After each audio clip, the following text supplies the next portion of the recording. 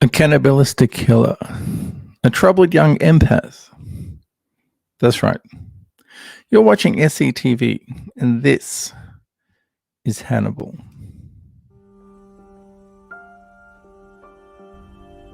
I caught a glimpse of myself in the mirror, and I looked right through me. And I wouldn't be able to stop analyzing because I have this professional curiosity about you. Well, feeling bad defeats the purpose of being a psychopath, doesn't it? Yes, it does. Then what kind of crazy is he? Hannibal, you have him getting to know him. I think I can help Goodwill see his face.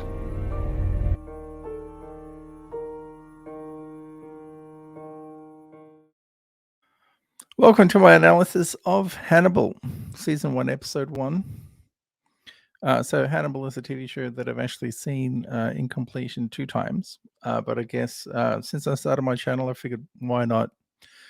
Let's do a deep dive and analysis. I have spoken about this show many times in the years since I've watched it. I guess the last time I watched it was a few years ago. But without further ado, let's get into it. So the episode actually begins with the typically chaotic and cacophonous music that sort of makes up the soundtrack of the show. So the soundtrack typically sort of changes between sort of this industrial, chaotic, cacophonous sort of music, and then it sort of transitions into the sort of typically classical compositions of Hannibal Lecter's music. It's sort of like a theme song almost, like what was played during the intro. But at the beginning of the episode, we are introduced to one of the main protagonists of the show, Mr. Will Graham, as we see on the screen. A young, troubled empath, as I called him before. And we learn that he is on the spectrum. Okay, so he's a bit of a spurg, which probably allows him to have these incredible crime scene superpowers, as I call it, which basically allows him to recreate crime scenes, as if he was there witnessing it. And the TV show does a great job of representing that in terms of it goes into a backwards time sequence, sort of going from the the crime scene as it is during the investigation, and then sort of transitioning backwards towards when the crime actually took place. And so the first bit that I want to show is the first crime that we see, where a killer sort of breaks into a house and then takes out 2 of the occupants.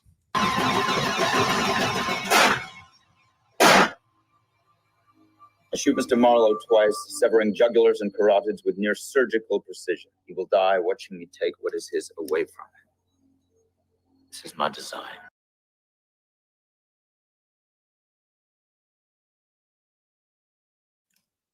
So the "it is my design" motif keeps coming up in this TV show.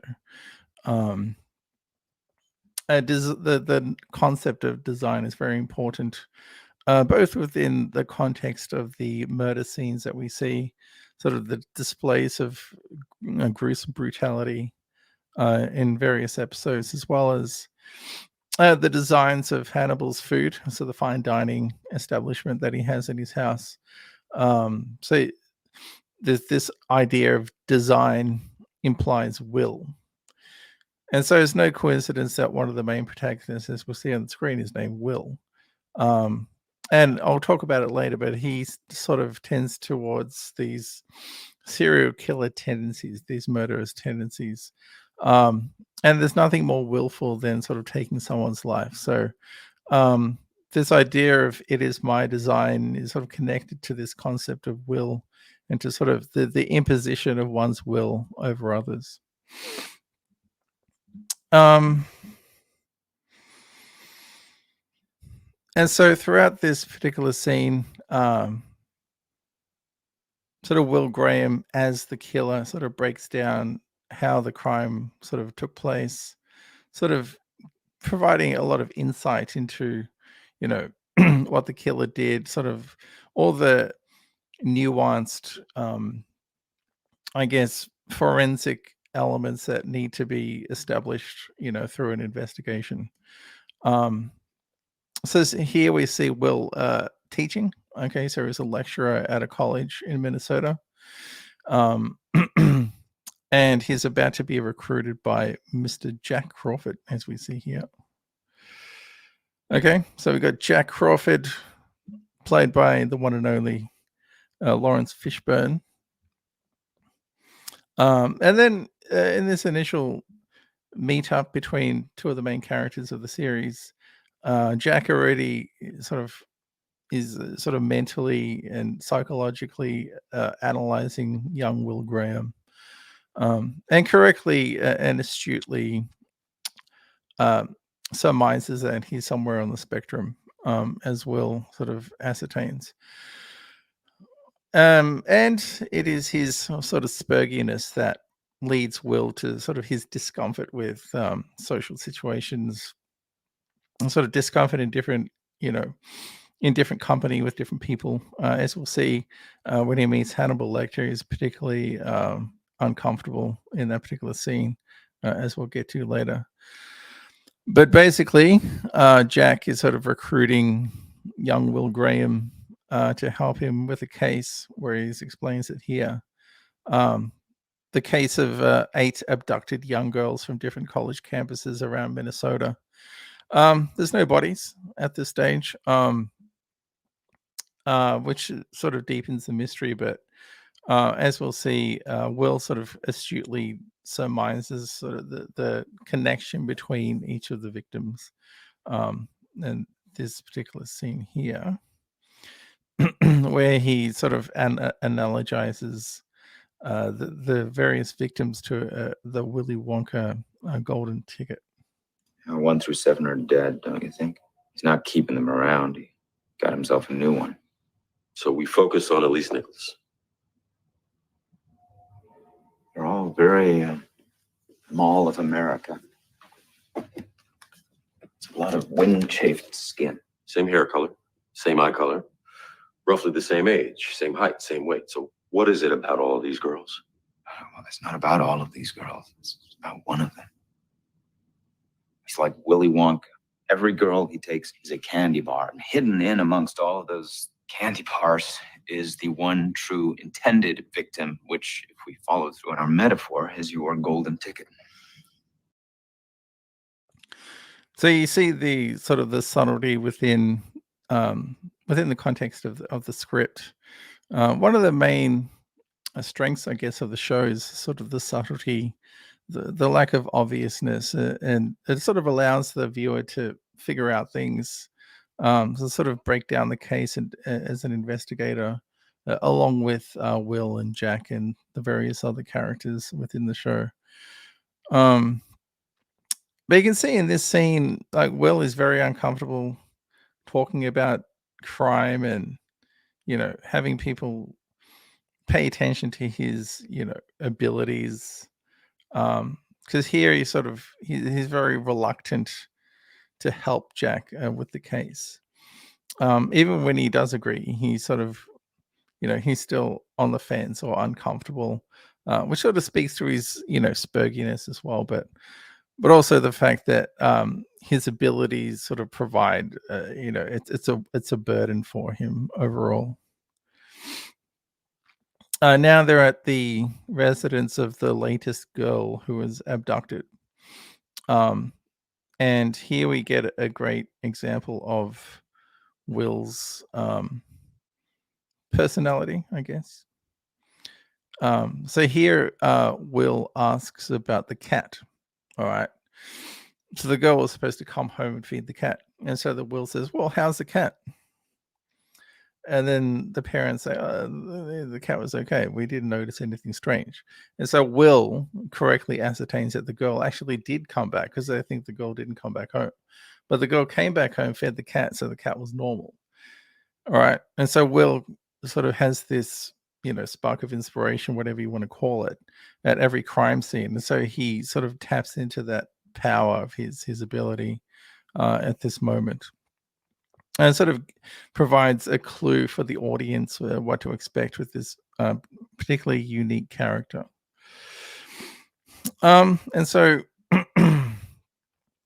for the audience and the father of the girl, and there's a cat, we're surprised to find that the girl is actually in the room, unbelievably, because she went away and then came back and then was abducted by the killer, who actually brought her back to her bed.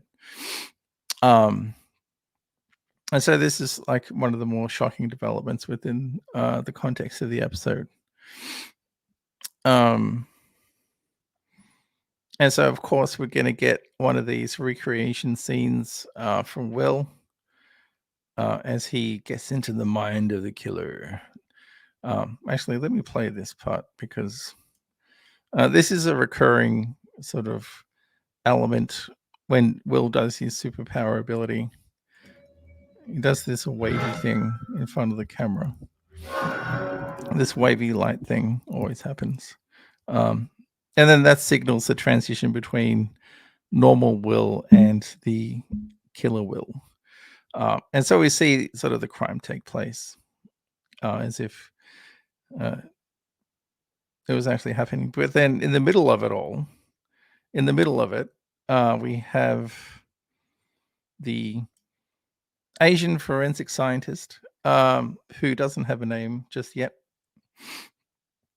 But she's introduced early. So we have 3 forensic scientists in Hannibal who provide sort of the comedy relief, which is much needed, really. I mean, it's not a completely dark show based on the 3 forensic scientists, but I'll get to the other 2 forensic scientists later. But she sort of imposes upon him. She sort of asks a question while he's in the middle of this, this mental exercise. And so it's really sort of burdensome for him. It's really shocking.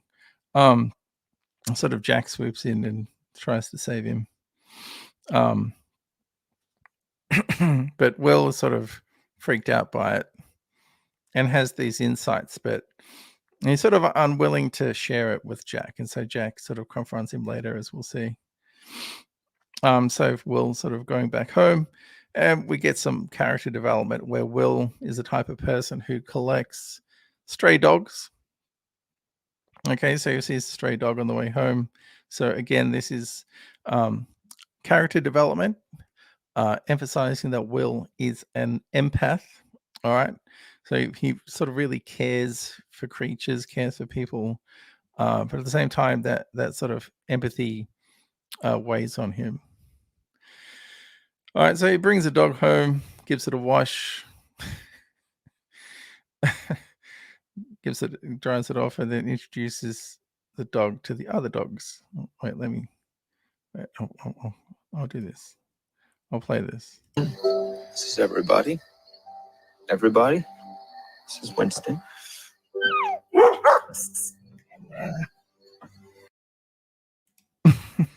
So we get that cute little puppy scene, but I mean, that's one of the things about Hannibal. It's not all blood and guts, and darkness. And then we see that Will tends to have nightmares, even though he has a house full of dogs. So he has this nightmare of the dead girl sort of levitating above his bed. It's pretty creepy. But it's a common thing for him because he sort of just gets the towel and strips off and goes back to sleep like he's done it before. And so Jack's sort of tormented by, Will's reaction to the crime scene. And so he confronts Will in the bathroom. But I wanted to play this bit with the water.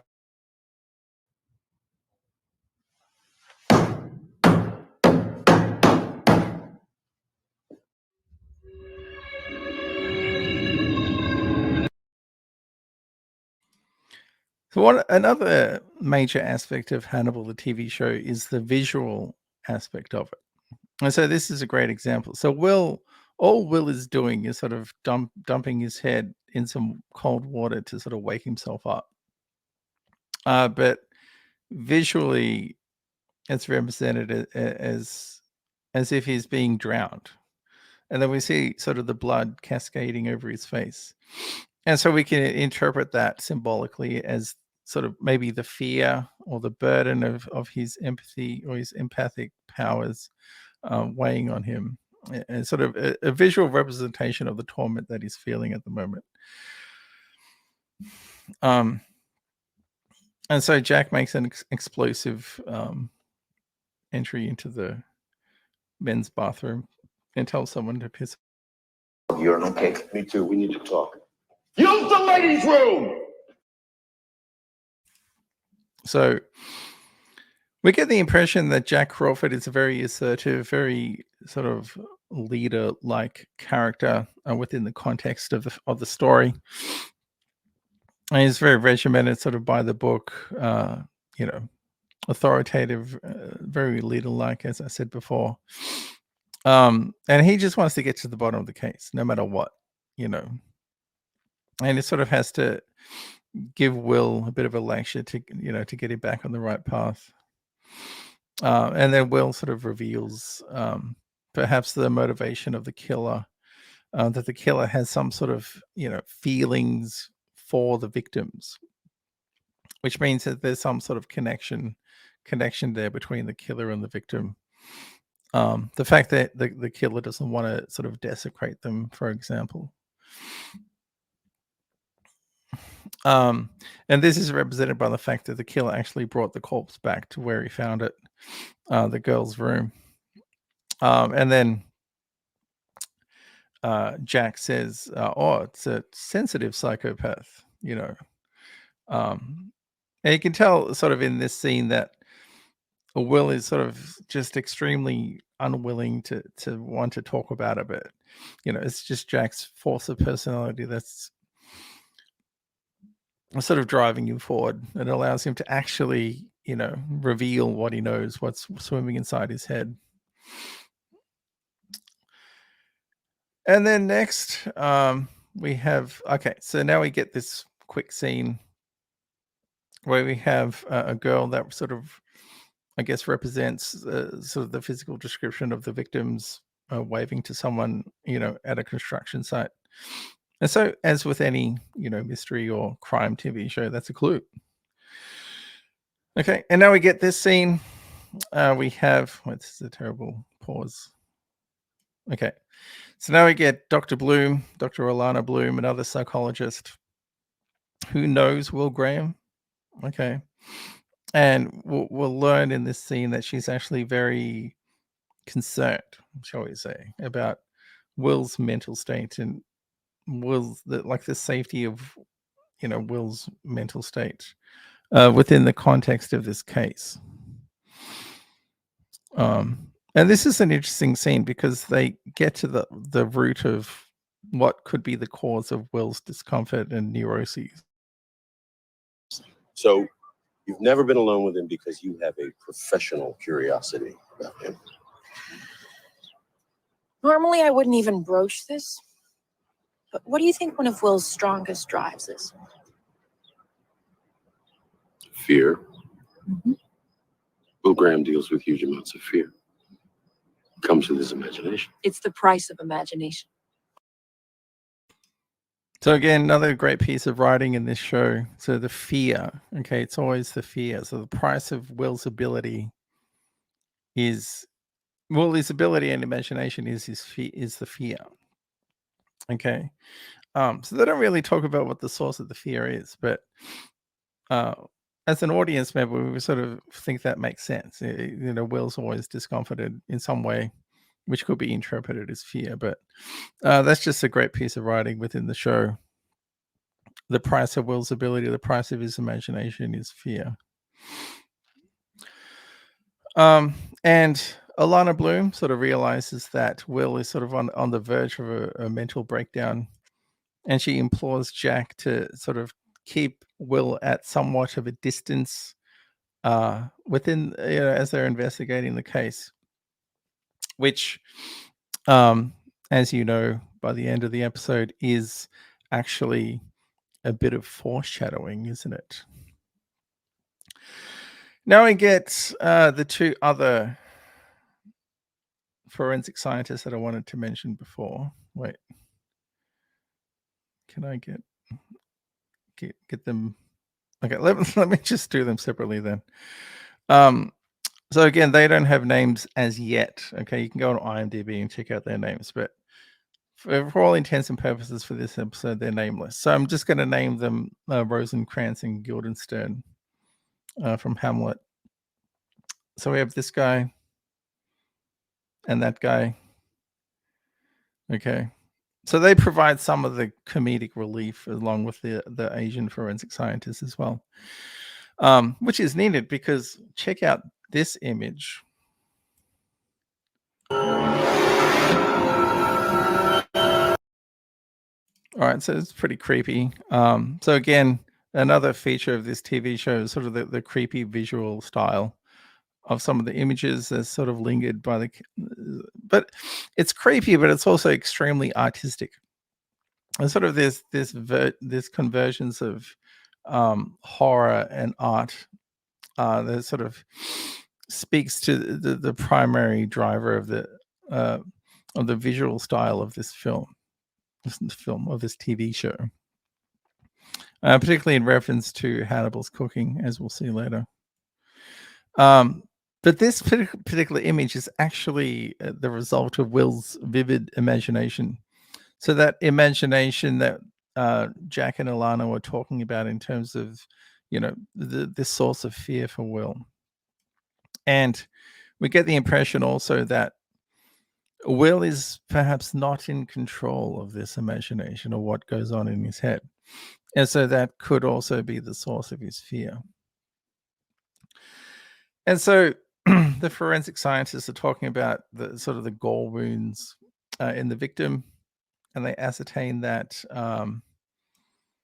the gore wounds are actually post-mortem, okay? And the Will correctly deduces that the corpse is mounted on a pair of deer antlers. But also they discovered that the liver was missing. Well, the liver was taken out and then put back, okay?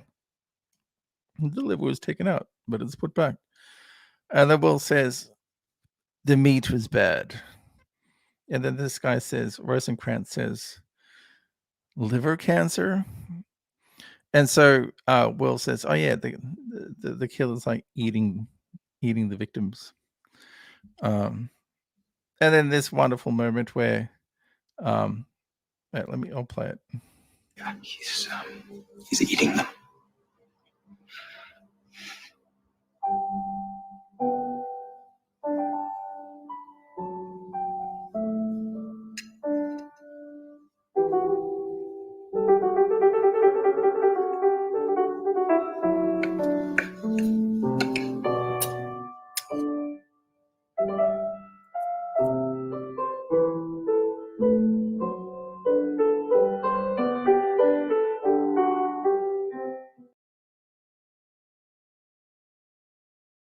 So we get our first glimpse of Hannibal Lecter.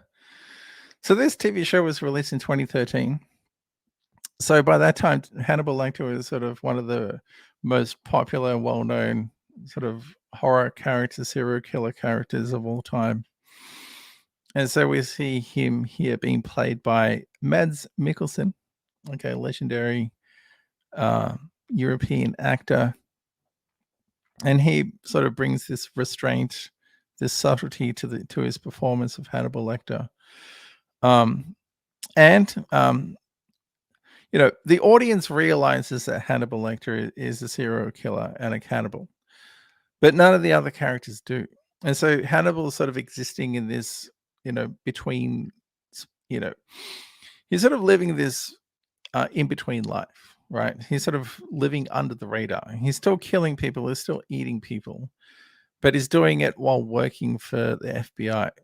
Like he's still doing it while working for the authorities.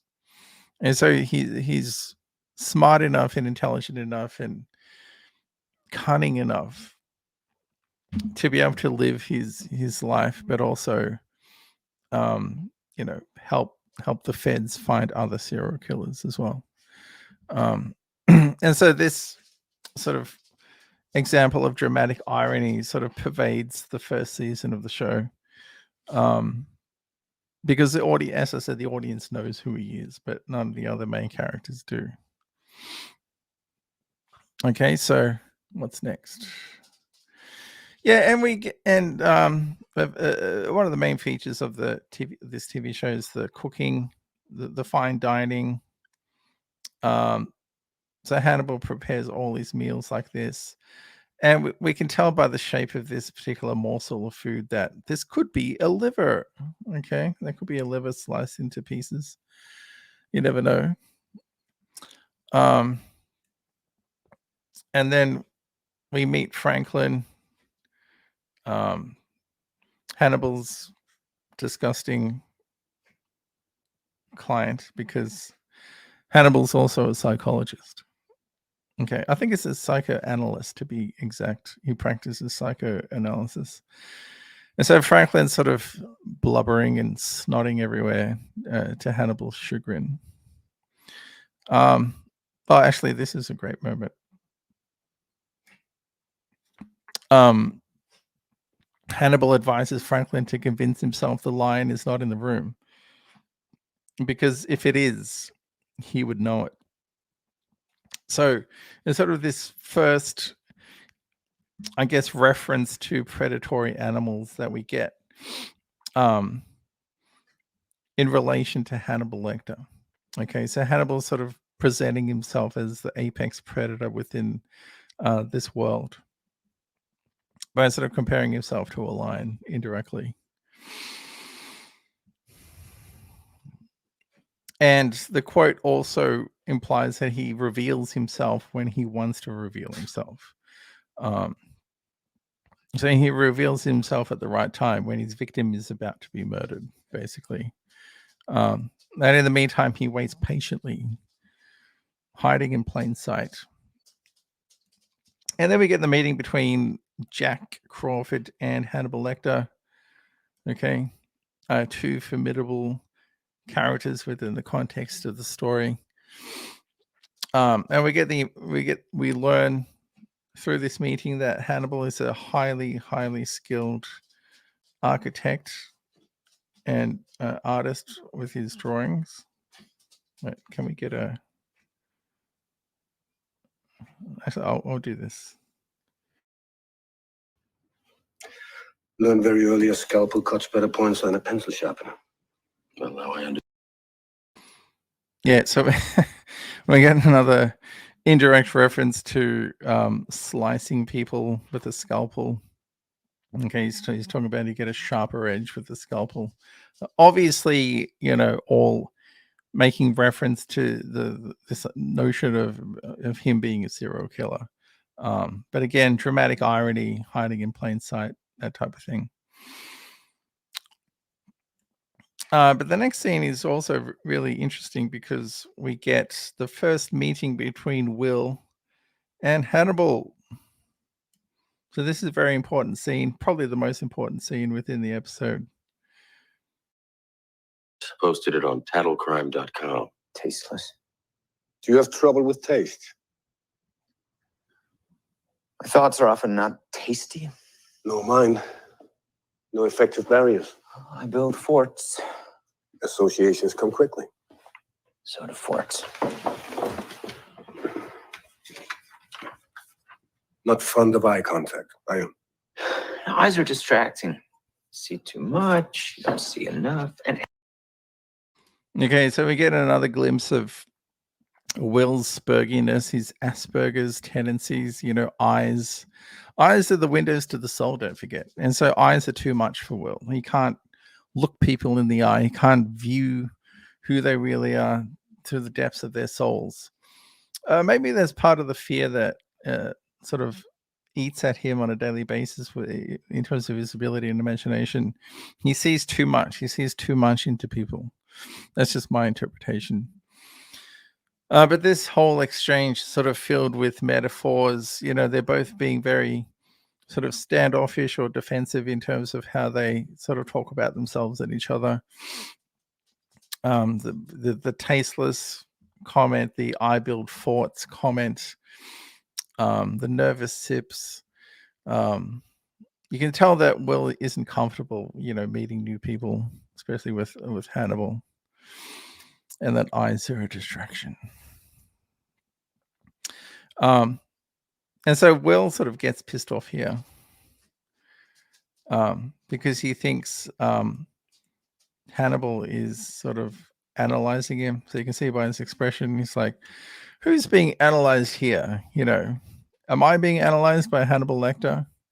And so he doesn't want that level of scrutiny. Who knows why he's so scared of that level of scrutiny? Does he have something to hide? That's something that the audience has to figure out. And Will has an interesting line in this scene. He says, "You won't like me when I'm psychoanalyzed," which is sort of an allusion to the Incredible Hulk.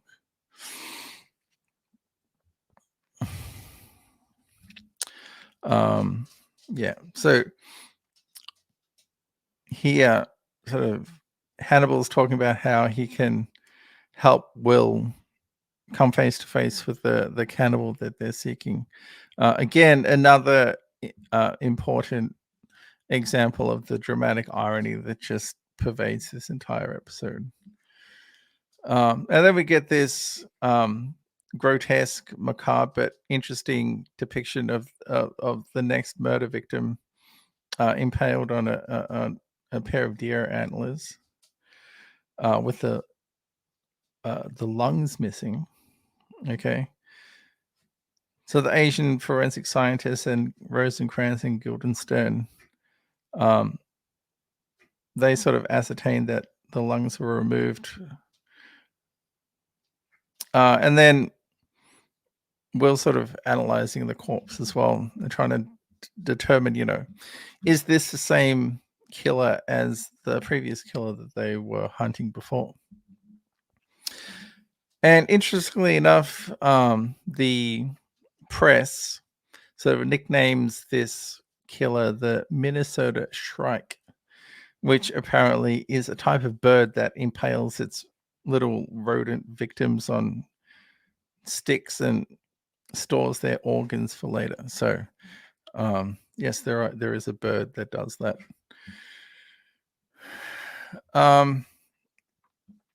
But during his analysis, Will just determines that this killer is actually different to the previous killer. But then we get this really interesting transition to Hannibal because, as I said, they said the lungs are missing. And then what do we see here? Lungs. Wait, let me do this. What do we see? Lungs. Okay, which is pretty disgusting. But sort of we get a glimpse into the intricacies and the expert skill of Hannibal Lecter as a cook, as a fine dining chef. And he sort of splits up the lungs into tasty morsels.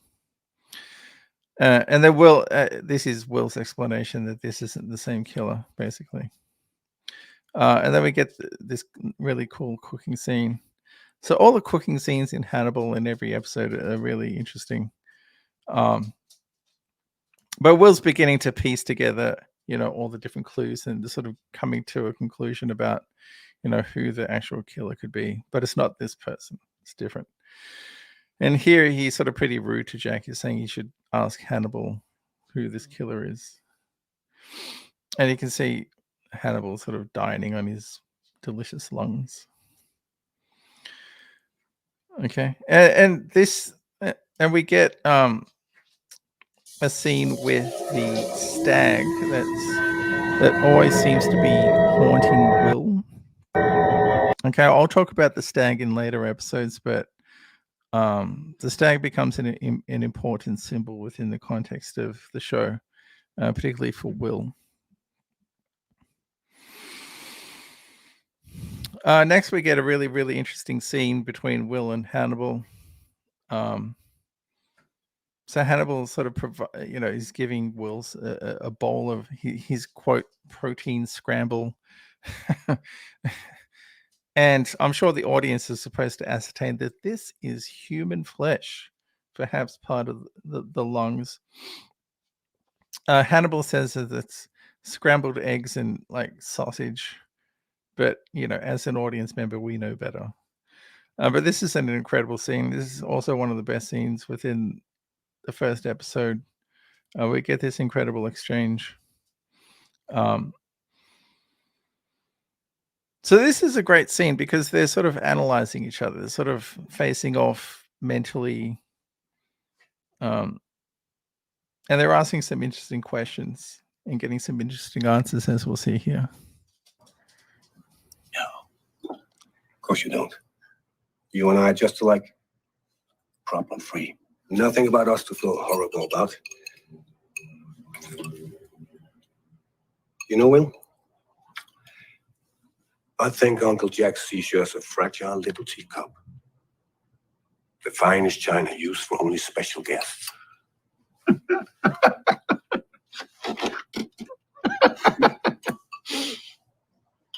How do you see me?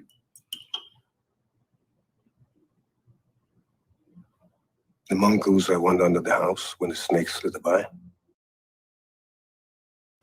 So this is an incredible line. That mongoose that runs under the house when the snake slithers by.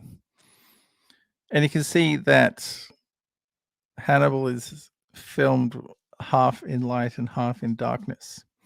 Right. So this reveals sort of the dialectical representation of his character at this stage of the TV show, where he's sort of existing on the side of the authorities, but also existing as this secret serial killer. So again, dark and light, the dual nature of his character. But we also get the realization that Hannibal actually set up that previous murder scene in order to guide Will in the right direction. So in other words, he's sort of helping Will, indirectly, tacitly, in order to guide him towards who the real killer is, as we'll see very soon. Okay, so they're searching for pipe fitters at different construction sites. And so they come upon this particular construction site. And one name is very interesting to Will, Mr. Garrett Hobbs, who hasn't provided his address in the union records at the construction site. And so that's very strange and something that Will wants to look into astutely, very astutely. And so he's not the only one being astute. You can see here that Hannibal is very aware of what's about to happen, that Will is on the right track and about to capture Hobbs. Garrett Jacob Hobbs, I should say, because I say his three names. Here's an interesting moment where Hannibal sort of deliberately accidentally spills some documents so that they're distracted. And so he can go back in the office and secretly call Garrett Jacob Hobbs and sort of warn him that they're on the way. Like, they know. Mr. Garrett Jacob Hobbs. Yeah. You don't know me, and I suspect we'll never meet. This is a courtesy call. Listen very carefully. Are you listening? Yes. They know. So a great moment. Again, so more character development for Hannibal, but within the context of the episode, is sort of drawing near towards the end of the episode, and sort of the intensity sort of ramps up. As an audience member, you're like, what's going to happen? And just this pause screen, you can see the pupils dilating. So all the small details are very important within sort of to establish the intensity within the show. And then next we get another interesting visual moment where we get the light swishy thing, and then Will's sort of covered in blood. And as an audience member, you're like, what the hell just happened? But then you realize, oh yeah, maybe Will's doing a recreation. But in reality, this is actually a bit of foreshadowing for what's about to come. Okay, so they roll up to Garrett Jacobs Hobbs's house, And then they're greeted with some really gruesome scenes where Garrett sort of slashed his wife's throat and sort of tosses her out the house. Oh yeah, that's another thing about this show. It's really gross. So if you don't like gross stuff, maybe give the show a miss. But there's sort of this mix of beauty and horror, which to me makes it more interesting. And so Hobbs is sort of in the kitchen holding his daughter hostage. So you realize that his daughter is was sort of the inspiration for the selection of his victims. And so he slices his daughter's throat, but Will sort of takes him down. But his daughter's bleeding out. And then Hannibal comes in to sort of save her. So Hannibal sort of wraps his hand around her throat, which is a really strange image, particularly within the context of the fact that Hannibal's literally saving her life. And we'll see in future episodes why this particular scene is so important in terms of the relationship between Abigail, the girl, and Hannibal Lecter. So this relationship is one of the more interesting dynamics within the entire series, as we'll see later in later episodes. So Abigail lives, spoiler alert, even though she's in shock. Wait, let me get this. So Abigail is one of the most interesting characters within the entire TV show, as we'll see later. She's not sort of your typical 18, 19-year-old girl. There's more to her than meets the eye, as we'll see later, particularly as it relates to Hannibal Lecter. So this is in reference to the meeting before between Bloom and Jack, where Bloom is like, "Hey, don't let him get too close to don't let him get too close." But here she sort of admonishes Jack for letting him get too close. Wait, I'll play that.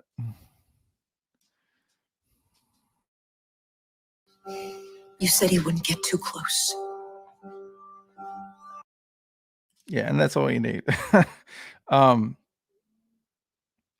during that whole moment with the daughter, you can see Will sort of going through some sort of mental breakdown.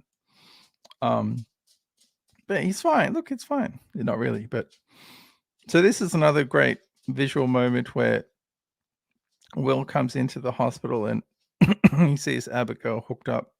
But who should be there holding her hand? Hannibal Lecter, sleeping with her. And we get this final image of Hannibal, Will, and Abigail in the hospital bed. So as an audience, we're sort of left to wonder, what could be Hannibal's interest in this young girl? And if you've seen the TV show, you'll know what I'm talking about, but I'll talk about that at another time. But anyway, well, that was Hannibal, episode 1, season 1, named Aperitif. That's another thing about the TV show. All the episodes have really interesting names. And all the names sort of change depending on what season it is. And the show ran for 3 seasons, in case you're wondering. But anyway, that was Hannibal, episode 1, season 1.